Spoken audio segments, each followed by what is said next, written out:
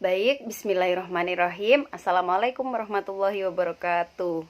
Baik, saya di sini akan menjelaskan bagian saya, yaitu contoh pengembangan media pembelajaran Al-Quran Hadis di MI. Di mana pengembangan media pembelajaran Al-Quran Hadis di MI ini kita mengambil yaitu berupa aplikasi membuat materi tajwid, yaitu khususnya idgham bigunah dan idgham bilagunah.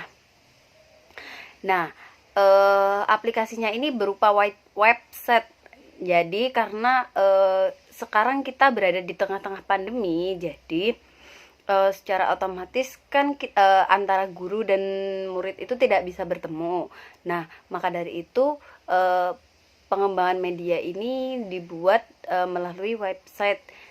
Nah, untuk tahapannya yaitu tahapan yang pertama dalam pembelajaran website Al-Quran Hadis ini, yaitu yang pertama yaitu kita harus menganalisis kebutuhan. Jadi murid itu apa aja yang dibutuhkan oleh murid. Nah, yaitu yang pertama, guru itu harus melihat adanya permasalahan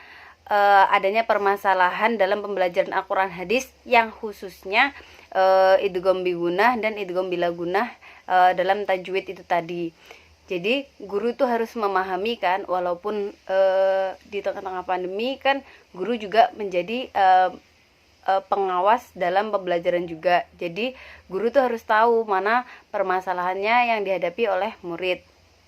Kemudian yang kedua yaitu kecenderungan berkurangnya minat belajar. Jadi kan kalau kita cuma ngasih materi tidak ada selang-seling antara pembelajaran ataupun macam-macam pembelajaran di dalam medianya, maka kan secara otomatis siswa itu akan bosen, bahkan mungkin bisa jadi nggak dilihat ya, mungkin cuma dilihat aja tanpa dipelajari sama siswa, apalagi siswa MI. Nah, yang ketiga yaitu menyesuaikan lokasi pengembangan media pembelajaran. Jadi kita juga harus melihat lokasinya. Kan guru itu harus menjadi seseorang yang kreatif, karena kita itu kan yang menyampaikan pembelajaran gitu. Jadi mau nggak mau kita tuh harus sekreatif mungkin agar siswa itu mampu memahami apa dari tujuan pembelajaran tersebut. Yang kedua yaitu tahap desain. Tahap desain di sini merupakan tahap perencanaan media yang meliputi pembuatan dari media keseluruhan ini tadi. Nah, kita tadi kan ngambilnya media website idgham bigunah dan idgham bilagunah, khususnya di situ. Nah, dari situ penyusunannya dari bahan materi itu kita bisa dari pemilihan background, gambar dan tombol itu dapat disertakan di dalam aplikasinya. Nah, yang pertama yaitu pembuatan desain media. Desain media itu storyboard yang mana menggambarkan secara keseluruhan gambaran aplikasi yang akan dibuat, mulai dari awal masuknya itu gambarnya gimana supaya menarik kayak gitu. Kemudian yang kedua yaitu mengkaji mata pelajaran sesuai dengan kurikulumnya. Sekarang kan kita yang menggunakan kurikulum K13, jadi kita harus mengkaji juga bagaimana pembelajaran yang berkembang di kurikulum K13 ini dalam pembelajaran Al-Quran Hadis.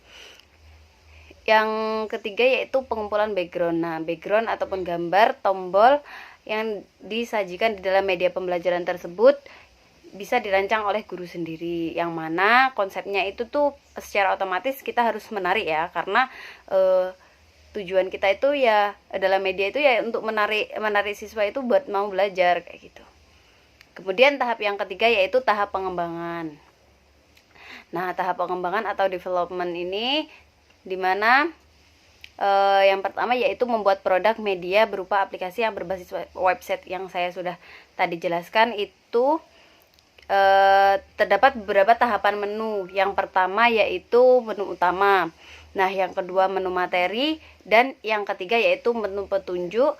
Yang keempat yaitu menu saran. Ya, yang pertama itu kan menu utama. Menu utama itu di situ tuh terdapat kayak tampilannya apa aja tajwid, kemudian kompetensi inti, kompetensi dasar. Nah, kemudian yang kedua yaitu menu materi, di mana menu materi itu ya tentang materi tajwid itu tadi, idgham bigunah sama idgham bilagunah.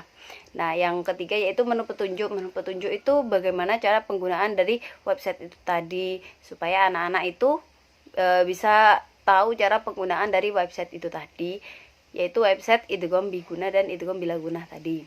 Nah, kemudian yang keempat itu saran anak-anak itu juga dibebaskan untuk mengapresiasikan atau mereka tuh bebas berkomentar terhadap website ini gitu. Jadi di situ diberikan menu saran. Jadi misal ibu mungkin tulisannya kurang jelas di dalam website ini, itu bisa dibuat saran kayak gitu. Jadi mereka tuh juga bebas untuk berkomentar kayak gitu.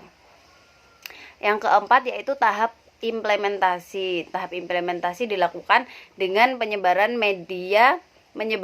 media pembelajaran tersebut kepada seluruh MI. Jadi nanti bisa dipercobakan kemudian nanti bisa di-share ke seluruh siswa baik kelas 1, kelas 2, kelas 3 ataupun melihat permasalahan dari siswa tadi. Misal ada yang siswa yang belum paham Idgham Biguna dan Idgham Bilaguna, kita bisa kasih menggunakan website itu tadi.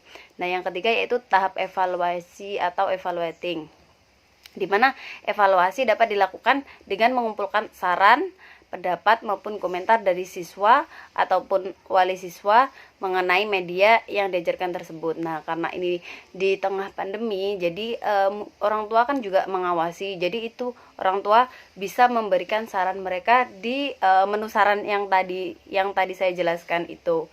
Nah, setelah itu nanti kita bisa setelah mengevaluasi, kita kan dapat mencapai tujuan pembelajaran dan membuat peserta didik itu mencapai hasil belajar dengan maksimal gitu, karena adanya saran serta pendapat maupun komentar dari siswa maupun wali tadi. Mungkin cukup sekian dari saya. Terima kasih. Wassalamualaikum warahmatullahi wabarakatuh.